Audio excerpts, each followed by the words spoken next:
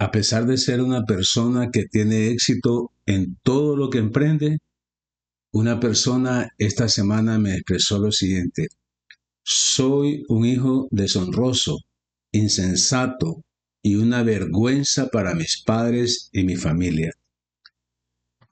Sin duda, estas palabras expresan un profundo sentimiento de culpa y autodesprecio. Manifiestan un conflicto interno en sus sentimientos de fracaso ante los estándares impuestos por la sociedad y la cultura. Para comprender la magnitud de estos sentimientos, es fundamental analizar el contexto en el que esta persona lo lleva a sentirse de esa manera y cómo la sociedad contribuye a esa percepción en sí mismo. Cuando yo escuché esto, pues dije, yo tengo que escuchar para conocer qué es lo que está en su corazón y en qué se está fundamentando él, para poder luego pensar en qué hacer, qué decirle. Analicemos cada uno de estos tres sentimientos y eso me llevó a trabajar en este tema. De hecho, lo invité a que estuviera pendiente de este tema, porque no he dado una respuesta a lo que me planteó, porque estaba analizando cada uno de estos tres sentimientos. Primero dijo, soy un hijo deshonroso, soy un hijo que no honra a Dios. Eso es lo que en el fondo está diciendo. Cuando él dijo, soy un hijo deshonroso, lo que está diciendo es, soy un hijo que no honra a Dios. Por lo tanto, un hijo indigno del amor y la misericordia de Dios. Cuando dijo, soy un hijo deshonroso. También dijo, soy un hijo insensato. Cuando dijo que era un hijo insensato, que es un hijo insensato, lo que está diciendo es que no toma en cuenta la palabra de Dios en todas sus decisiones. No está tomando en cuenta la palabra de Dios en todas sus decisiones. Por eso expresó, soy un hijo insensato. Y la otra expresión fue, soy una vergüenza para mis padres. Y yo pues me puse a analizar y cuando una persona dice, soy una vergüenza para mis padres, lo que está diciendo es, soy una vergüenza para Dios. Para Dios soy una vergüenza.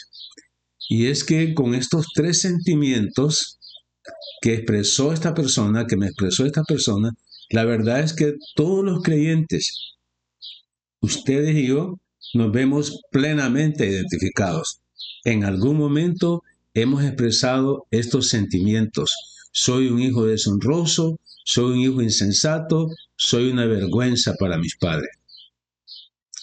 Estos sentimientos es lo que causa el pecado, porque recordemos que el pecado me separa de Dios. No hay comunión con Dios, porque el pecado me separa de Dios. Y aquí quiero enfatizar que no estamos hablando de la salvación de vida eterna. Estamos hablando mientras tú como creyentes vives aquí en esta tierra. Somos pecadores, fallamos, porque esa es nuestra naturaleza, pecado. Pero cuando nosotros pecamos, entonces el pecado me separa de Dios. No es que Dios se separa de mí. El amor de Dios, no hay nada que lo separe de mí, pero yo sí me separo de Dios por causa del pecado. El pecado causa vergüenza. La vergüenza, fíjense bien, el pecado causa vergüenza. Sí, claro, causa vergüenza. Estoy hablando al creyente, ¿verdad? Porque el que no es creyente, su corazón lo tiene endurecido por causa del pecado. Pero estoy hablando al creyente. Dice, el pecado causa vergüenza. La vergüenza es una consecuencia del pecado y suele ir acompañada de sentimientos de culpa. O sea, la vergüenza es una consecuencia del pecado y suele ir acompañada de sentimientos de culpa. La vergüenza puede impedir vivir una vida de fe. Cuando el pecado te trae vergüenza, la vergüenza te impide vivir una vida de fe que Dios ya la ha planeado a cada creyente. Y otro punto acerca de la vergüenza es que la vergüenza puede cubrir a las personas con remordimiento, inseguridades y dudas. La buena noticia es que Dios te redime de tu vergüenza. Voy a ver 3 puntos. Yo estaba analizando 3 puntos de cómo es que Dios te redime de tu vergüenza. Número 1, debes confesar tus pecados y creer que Dios te ha limpiado de tu conciencia culpable. O sea, nosotros como creyentes debemos confesar, Señor, contra ti he pecado, contra ti solo he pecado. Mi pecado, mi falta es contra ti.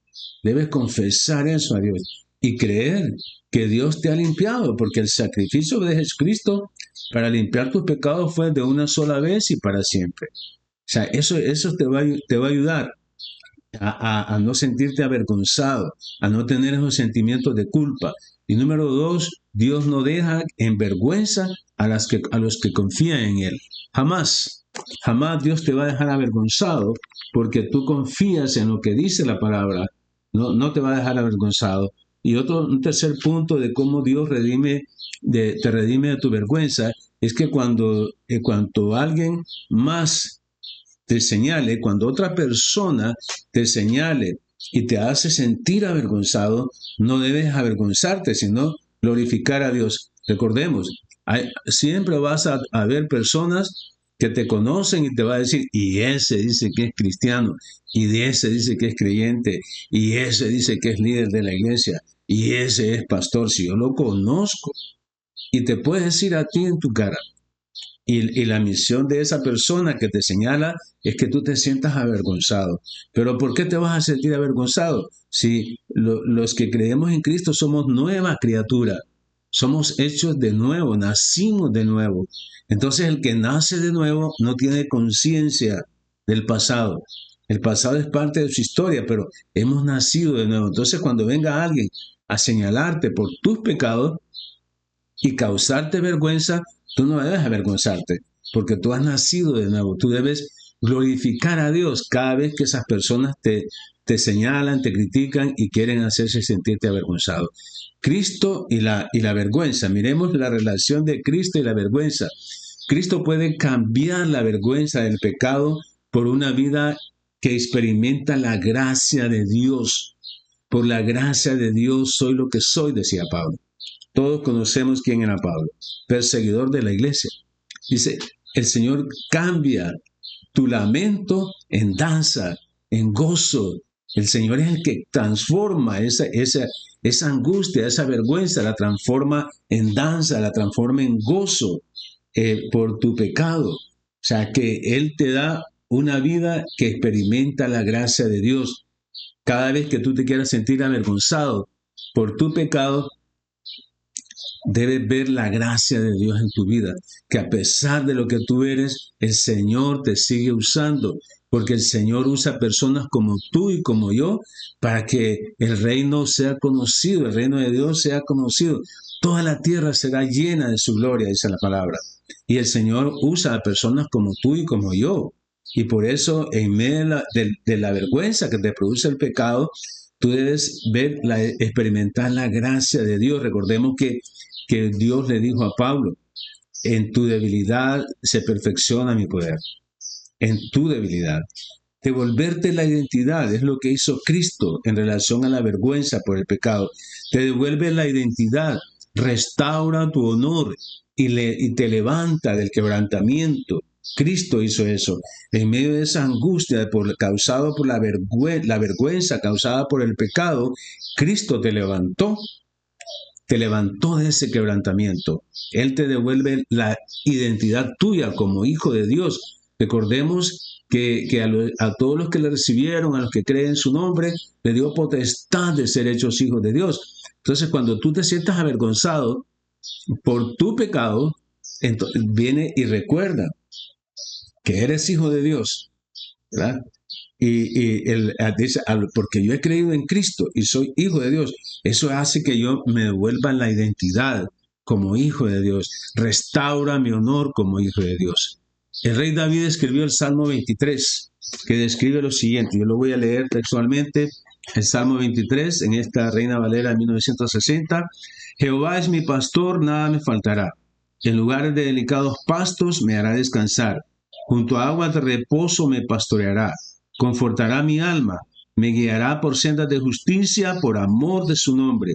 Aunque ande en valle de sombra de muerte, no temeré mal alguno, porque tú estarás conmigo. Tu vara y tu cayado me infundirán aliento. Aderezas mesa delante de mí en presencia de mis angustiadores. Unge mi cabeza con aceite, mi copa está rebosando. Ciertamente el bien y la misericordia me seguirán todos los días de mi vida, y en la casa de Jehová moraré por largos días. Amén.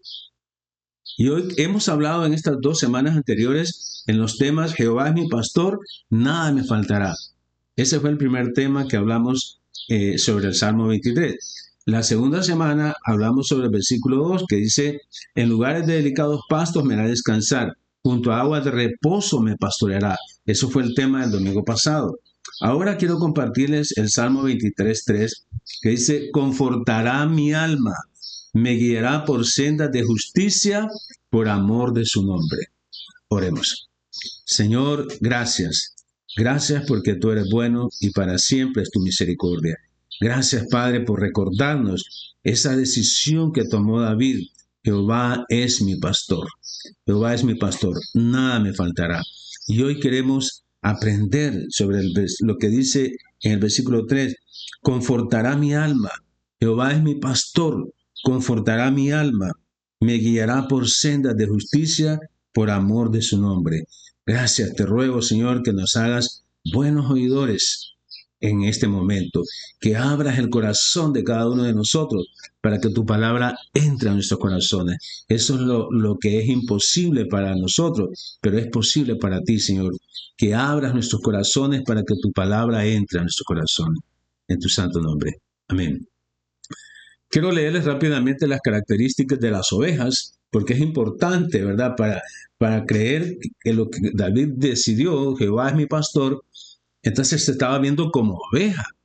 Porque, ¿cuáles son las características de las ovejas? Lo tomé de BibleChat.ai. Hay 3 características y la primera dice vulnerabilidad y dependencia.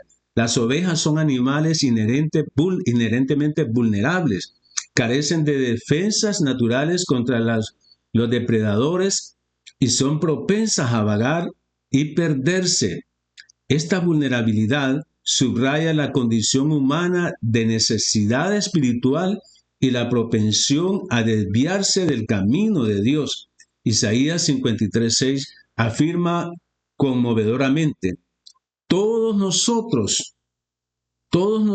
como ovejas nos hemos descarriado, cada uno se ha vuelto a su propio camino y el Señor ha puesto sobre él la iniquidad de todos nosotros. Este versículo destaca la tendencia de las personas a desviarse de la guía de Dios y a la necesidad de la intervención divina. Ustedes y yo, como hijos de Dios amados, somos ovejas de su prado, pero como ovejas, la tendencia nuestra es a desviarnos a lo que dice la palabra. Tú sabes muy bien de qué estoy hablando, que la palabra dice lo que tienes que hacer y tú lo que haces es otra cosa diferente a lo que dice la palabra de Dios. Y aunque seas hijo de Dios, precisamente a ti te estoy hablando, como creyente. Sabemos lo que dice la palabra y hacemos otra cosa. Y eso quiere decir que nosotros nos descarriamos como ovejas. Y por eso dice la primera característica, que como ovejas tenemos la vulnerabilidad y dependencia. Tú y yo necesitamos depender de la palabra de Dios. Necesitas leer las Escrituras, necesitas meditar en ellas, necesitas guardar la palabra para ponerla por obra. Una segunda característica de la oveja es que tiene la necesidad de ser guiada. Las ovejas tienen la necesidad de ser guiadas. Las ovejas requieren un guía, cuidado constante de un pastor. Sin un pastor pueden perderse fácilmente, caer en peligro o no contar suficiente comida y suficiente agua. Miren, cuando tú te desvías, te descarrilas, no cuentas con la protección del pastor y puedes perderte fácilmente. Pones tu vida en peligro o puede ser que no estás contando con el alimento necesario, con lo que tú necesitas. Esta necesidad de ser guiada se refleja en el ámbito espiritual, donde los humanos requieren la guía de Dios y su palabra para navegar las complejidades de la vida. O sea, la necesidad de ser guiado, necesitamos saber cómo hacerle frente ante cada situación que se te presenta. Cada día que tú te despiertas, no sabes con qué te vas a encontrar durante el día. Entonces tú necesitas ser guiado para que puedas saber responder ante las diferentes situaciones que se te presentan. Y una tercera característica de las ovejas es la tendencia a seguir. Las ovejas fueron creadas por Dios con la necesidad de seguir. Las ovejas son conocidas por su comportamiento de rebaño y su tendencia a seguir al pastor, lo cual puede ser tanto una fortaleza como una debilidad. Cuando son guiadas por un buen pastor, esta característica asegura su seguridad y bienestar. Sin embargo, si siguen a un líder desviado o falso, puede llevar a su detrimento. La tendencia a seguir. Las ovejas tenemos la necesidad de seguir. Necesitamos seguir al buen pastor. Jesucristo dijo, yo soy el buen pastor. Tú y yo, como ovejas, necesitamos seguir. Esa es nuestra necesidad, esa es nuestra tendencia a seguir. Y a quien tenemos que seguir es al buen pastor, que es Jesucristo. Concentrándonos en el Salmo 23:3, dice, confortará mi alma, me guiará por sendas de justicia, por amor de su nombre. El tema entonces es guía y protección de Dios en cada desafío. Guía y protección de Dios en cada desafío. Veamos la primera parte, dice, confortará mi alma, el Señor renueva tus fuerzas. Eso es lo que está diciendo cuando dice, David confortará mi alma. Quiere decir que voy a tener fuerzas nuevas.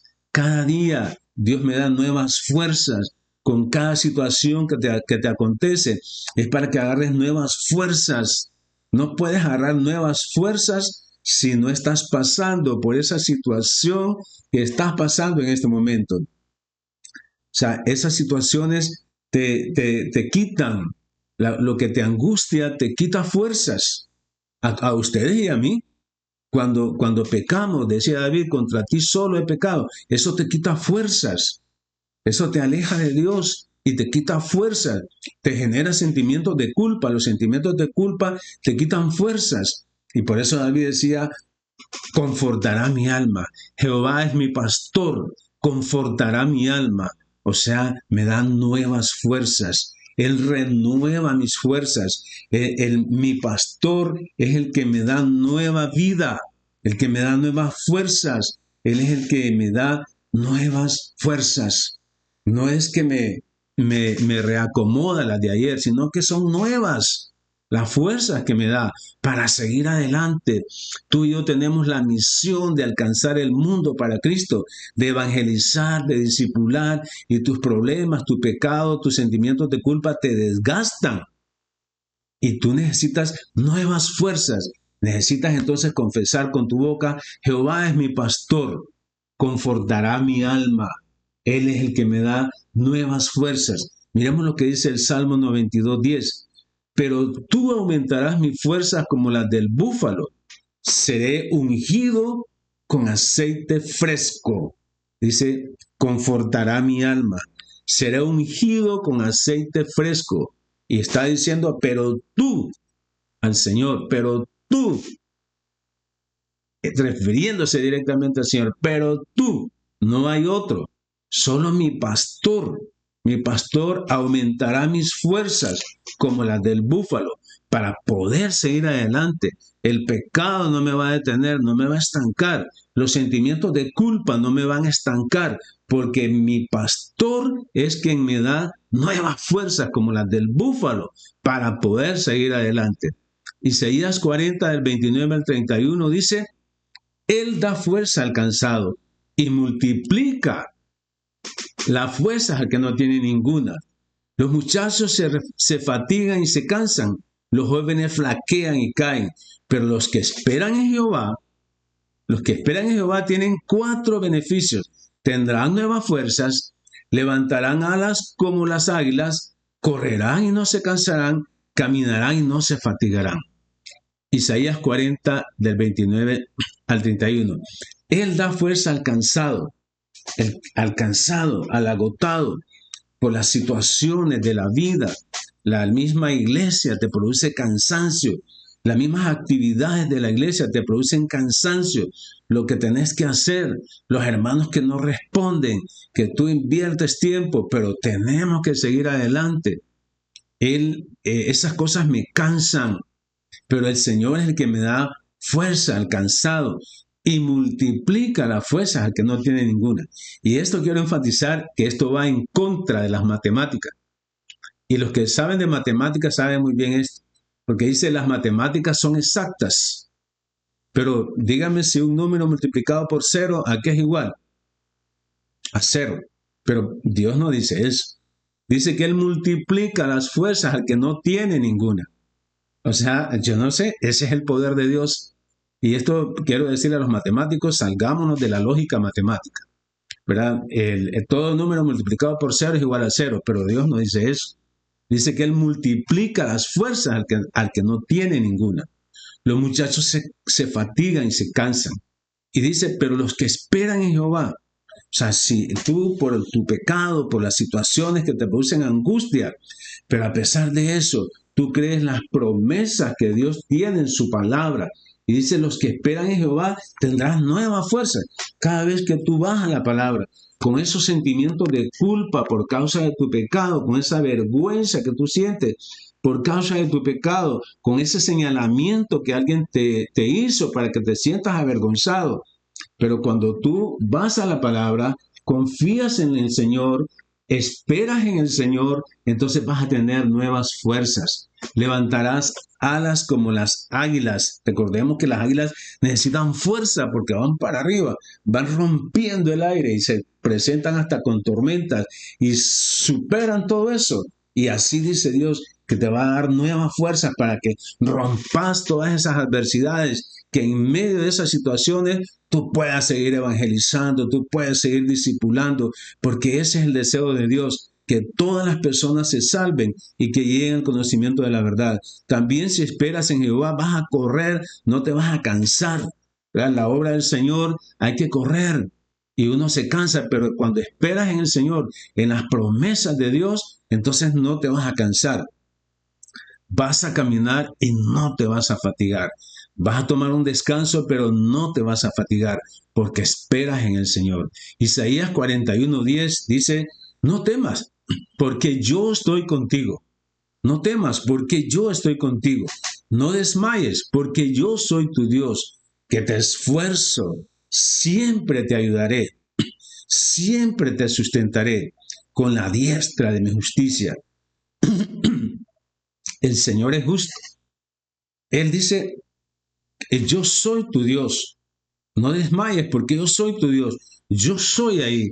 Yo estoy contigo. Recuerden el mandamiento de la gran comisión.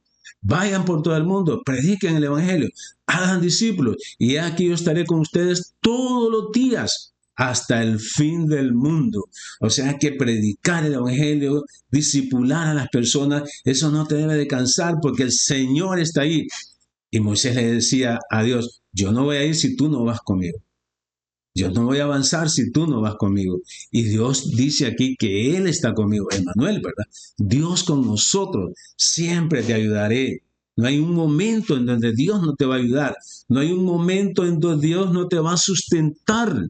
Porque su palabra es eterna. Entonces no va a haber ningún momento donde no haya sustento en tu pastor.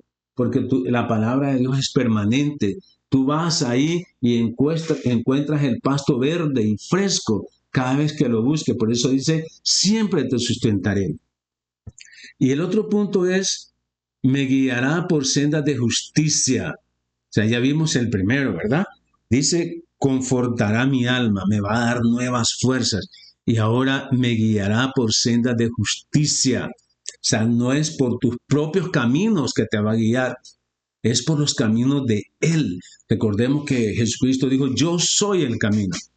Yo soy el camino. Esa es la senda por donde Él nos guía. Él nos ha dejado su palabra para guiarte a ti y a mí. O sea, cuando tú estás cumpliendo el mandamiento de la gran comisión, que está en Mateo 28, 19, es, él te da el mandamiento, Él te da el mandamiento, Él te va a guiar por donde debes andar, aunque para las personas le parezca lógico o no, o irrazonable lo que tú estás haciendo, pero el Señor te va guiando. Él es el que nos hace entender el camino por donde debemos andar, tú y yo. No trazamos nuestro propio camino. En la obra de Dios hace camino donde no hay. No es que tú haces el camino y por ahí tienes que ir, sino que Él es el camino. Él hace camino donde no hay. Él te guiará por sendas de justicia, o sea, el camino perfecto, que es Cristo, el camino perfecto, que es la palabra de Dios. Él me guía por sendas correctas. O sea, cuando tú vas a la palabra, encuentras la dirección correcta. Cuando tú vas a la palabra, encuentras el buen camino. Cuando tú vas a la palabra, ves que Dios te lleva por el camino correcto. Cuando tú vas a la palabra, te enteras que Él te guía por el mejor de los caminos, que es el único camino. Yo soy el camino, dice Jesucristo. Aquí está. Lámpara es a mis pies tu palabra. Él es el que alumbra el camino que Dios ha trazado para ti y para mí, para el cumplimiento de la gran comisión, para que evangelicemos, para que discipulemos. El Salmo 31:3, veamos lo que dice. Dice, pero tú eres mi roca y mi castillo. Por tu nombre me guiarás y me encaminarás. Qué bendición, ¿verdad? Pero tú eres mi roca. O sea, el que edifica sobre la roca, ¿verdad? Es un hombre sabio. David decía, tú eres mi roca y mi castillo. Por tu nombre me guiarás, por tu palabra me guiarás y me encaminarás. Porque yo he edificado sobre la roca, sobre la palabra de Dios, y es la que me guía y la que me encamina por el camino correcto, por el camino perfecto, por el mejor camino. Proverbios 4 del 11 al 2 dice, por el camino de la sabiduría te he encaminado. O sea, por el camino de la sabiduría te he encaminado. Y por las veredas derechas te he hecho andar.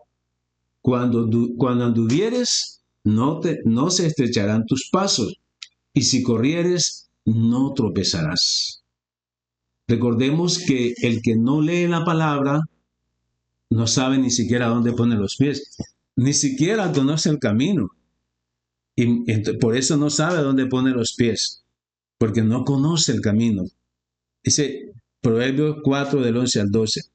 Por el camino de la sabiduría te he guiado, te he guiado, te he guiado.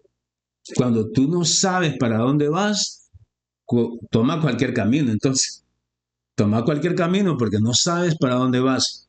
Pero los que sabemos que tenemos que cumplir la gran comisión, los que sabemos que tenemos que evangelizar, que tenemos que discipular, entonces tomamos el camino que nos da la sabiduría, que este es lo que nos encamina. Esta es la lámpara que va alumbrando los pasos que voy dando a ese camino perfecto que Dios me ha trazado. Y por las veredas derechas te he hecho andar. O sea, Él es el que nos hace entender y nos enseña el camino por donde debemos andar. Cuando anduvieres, no se estrecharán tus pasos. Y si corrieres, no vas a tropezar. ¿Cómo vas a tropezar si estás siendo guiado por la palabra, que es la lámpara que alumbra tus pies? ¿Cómo vas a tropezar? ¿Cómo va a tropezar una persona que anda en lo oscuro y anda con una buena lámpara? O sea, yo recuerdo una oportunidad que estuve allá acompañando a unos hermanos elencas allá en San Nicolás, en Intibucá, que ese lugar, en ese momento que yo vi, no había electricidad, no había poste con luz, no sé ahora cómo estará el asunto. Pero era una parte oscura de la casa, a ir a la iglesia, cuando salíamos de la iglesia a la casa, oscuro todo eso. oscuro, y el camino no es que era pavimentado, o sea, todo feo, el camino piedroso, con hoyos, pero nadie tropezaba, nadie se iba a un hoyo. ¿Por qué? Porque el pastor de la iglesia andaba una tremenda lámpara que alumbraba todo, por donde uno iba caminando y más allá donde uno iba a caminar. Así, ¿verdad? En medio de la oscuridad, la palabra de Dios alumbra tus pasos por donde tú vas pasando y te alumbra más allá donde tú no miras. Ese es el propósito de la lámpara, que es la palabra de Dios. Y en la última parte del versículo de Salmos 23, 3, dice, me guiará por sendas de justicia por amor de su nombre, por amor de su nombre. El Señor muestra lo bondadoso que es. Él lo hace por amor a Él. No, es Él, pues. Él por amor a Él. Es que Él te conforta tu alma. Por amor a Él es que Él te guía por sendas de justicia, por amor a Él mismo. El Señor muestra lo bondadoso que es cuando renueva tus fuerzas y te guía con su palabra. De esa forma el Señor muestra lo bondadoso que es Él, por amor de su nombre. Dice, así da honra a su nombre. O sea, cuando el Señor conforta tu alma, cuando el pastor, cuando tu pastor, cuando mi pastor conforta mi alma, cuando tu pastor, cuando mi pastor, que es Jehová, Jehová es mi pastor, me guiará por sendas de justicia. Él lo hace por amor a su nombre. De esa forma, Él da honra a su nombre. Él lo hace para mostrar lo bondadoso que es Él. Él te conforta tu alma, te guía por sendas de justicia, por haciendo honor a su nombre, porque así eres, así es Él. Él es bondadoso, Él es bueno, es misericordioso, es un hombre de gracia, es omnipotente, no hay nada imposible para Él. Tantos atributos que tiene el Señor. Por eso lo hace Él, por amor a Él mismo. Es que Jehová como pastor, como tu pastor, Él conforta tu alma y te guía por sendas de justicia. Miremos el Salmo 25:11. El Salmo 25:11 dice, por amor a tu nombre, oh Jehová, perdonarás también mi pecado que es grande. El Señor nos perdona. Aquí David dice, perdonarás. Pero recuerden que hasta después vino Jesús, que es hijo de David, ¿verdad? Dice la palabra. Después venimos nosotros. Entonces ya nosotros podemos decir, por amor de tu nombre, has perdonado mis pecados. Por amor de tu nombre, has perdonado mis pecados, que son grandes. O sea, no sé qué magnitud de pecados tú has cometido. No sé el tamaño de tus pecados que te traen vergüenza, que te traen angustia y que te quitan fuerza. Pero tú y yo podemos decir, por amor de tu nombre, has perdonado mis pecados. O sea, Él es el que nos presenta, el Señor nos presenta justos delante del Padre, porque Él nos perdonó nuestros pecados para que nosotros tuviésemos la libertad de ir al Padre directamente, porque Él es el que nos presenta justos delante del Padre, limpios, sin mancha y sin pecado, por el sacrificio que hizo en la cruz, por el derramamiento de su sangre en la cruz, y en el cual tú has tomado la decisión de creer. Tú tienes que creer eso, porque dice la palabra, mas a todos los que le recibieron, a los que creen en su nombre. Esa es la parte que nos corresponde a nosotros, a los que creen en su nombre, ¿verdad? Por amor de Él mismo, Él perdonó nuestros pecados. Él lo hizo por amor a Él mismo. El Salmo 106, del 6 al 9, siempre hablando de que Él conforta mi alma, que me guía por sendas de justicia, por amor de su nombre. El Salmo 106, del 6 al 9 dice, pecamos nosotros como nuestros padres. Hicimos iniquidad, hicimos impiedad. Nuestros padres en Egipto no entendieron tus maravillas, no se acordaron de la muchedumbre de tus misericordias, sino que se rebelaron junto al mar, el mar rojo. pero Él los salvó por amor de su nombre, para hacer notorio su poder. Reprendió al mar rojo y los secó, y les hizo ir por el abismo como por el desierto. Qué maravilloso el Señor, ¿verdad? Dice el versículo 8, pero Él los salvó por amor de su nombre. ¿Para qué? Para mostrar, para hacer notorio su poder, para que no confiemos en nuestras propias fuerzas, no confiemos en nuestra propia sabiduría, porque nosotros como ovejas, si nosotros decimos, Jehová es mi pastor, entonces yo me voy a dejar guiar por la palabra, no por mi propia opinión. Yo voy a ver notorio, va a ser notorio en mi vida el poder de Dios, porque Él es el que me salvó por amor de su nombre. Imagínense lo imposible que Dios hizo. Abrió el mar para que su pueblo pasara, porque tenía que pasar por ahí. Y dice que la arena o el lodío, porque en la profundidad no es arena suelta, no es que es puro lodo. Y dice que lo convirtió como en desierto, seco, para que el pueblo pudiera pasar. Así es Dios. Cualquier dificultad que tú encuentres en ese trabajo de hacer la gran comisión, en ese trabajo de evangelizar y discipular, cualquier dificultad que tú encuentras, recuerda, ese lodo que cuando abrió el mar rojo, ese lodo que había lo convirtió en zona de desierto, seco, para que pudieras pasar.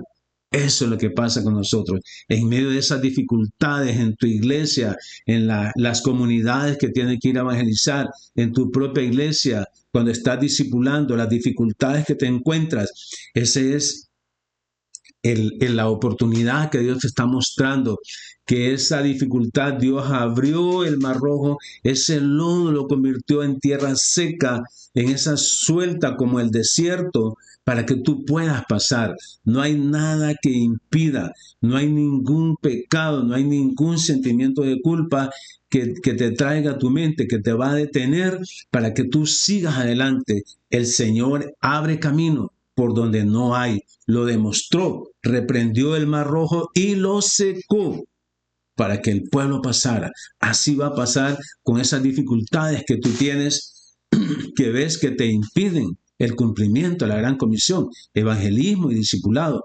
El Señor reprendió al mar rojo y lo secó. El Señor te va a quitar esos obstáculos. El Señor es el que te da nuevas fuerzas para que tú sigas adelante, porque el deseo de Dios es que las personas se salven y vengan al conocimiento de la verdad. Y el Señor usa personas como tú y como yo, con esas dificultades, con esos pecados, pero que no te detengan, porque hay un trabajo que hacer mientras vivas en este mundo. Tenés que seguir evangelizando, tenés que seguir anunciando la palabra, oportuno o inoportuno, a tiempo y fuera de tiempo. Ese es el trabajo que Dios te ha encomendado. Recuerda, toma la decisión que tomó David. David dijo, el Señor es mi pastor. David dijo, el Señor es mi pastor. Y en esta oportunidad del Salmo 23:3, el Señor es el que te da nuevas fuerzas porque Él es tu pastor. Cuando tú reconoces que Jehová es mi pastor, Él es el que me da nuevas fuerzas. Cuando yo reconozco que el Señor es mi pastor, Él es el que me guía por el camino perfecto. Cuando yo reconozco que Jehová es mi pastor, que el Señor es mi pastor, yo veo su poder en el trabajo, que su poder como pastor en el trabajo que estamos haciendo, en el cumplimiento de la gran comisión. Mateo 28:19. Él muestra su poder. Él muestra su poder. Cuando Él me da fuerzas para seguir adelante, cuando Él me guía por el camino perfecto, Él me muestra que hay un camino donde yo veo que no hay camino, el Señor es el camino, porque Él hace camino donde no hay. Y eso lo hace para mostrar su poder en el trabajo que tú haces en el cumplimiento de la gran comisión. No olvides eso. Oremos. Señor, gracias, Padre. Gracias porque tú eres bueno y para siempre es tu misericordia. Gracias, Señor Jesús, por esta palabra que nos has enseñado. Como tú, como mi pastor, confortarás mi alma, me darás nuevas fuerzas para seguir adelante, me guiarás por sendas de justicia, me vas a guiar por el camino perfecto, por el único camino que eres tú. Tú me guiarás, me vas a abrir camino donde no hay. Tu palabra es lámpara a mis pies que alumbra mi camino. Y todo eso, todo lo que tú haces por mí como pastor, lo haces para mostrar tu poder en medio de mis debilidades, mostrarme que puedo seguir adelante cumpliendo el mandamiento de la gran comisión, porque eso es lo que tú me has mandado. Gracias, Padre, y te ruego que nos sigas ayudando, porque personas como la que me dijo que era que se sentía incómodo, que se sentía mal, que se sentía una persona deshonrosa, insensato y una vergüenza para sus padres. Muchos creyentes nos sentimos así, pero gracias porque tú eres el que nos das nuevas fuerzas, tú eres el que nos guías por el camino perfecto, por amor de tu nombre, para poder cumplir la gran comisión. Gracias, Padre. Nada me va a detener, ni la vergüenza que produce mi pecado me va a detener para seguir adelante. Gracias en tu santo nombre.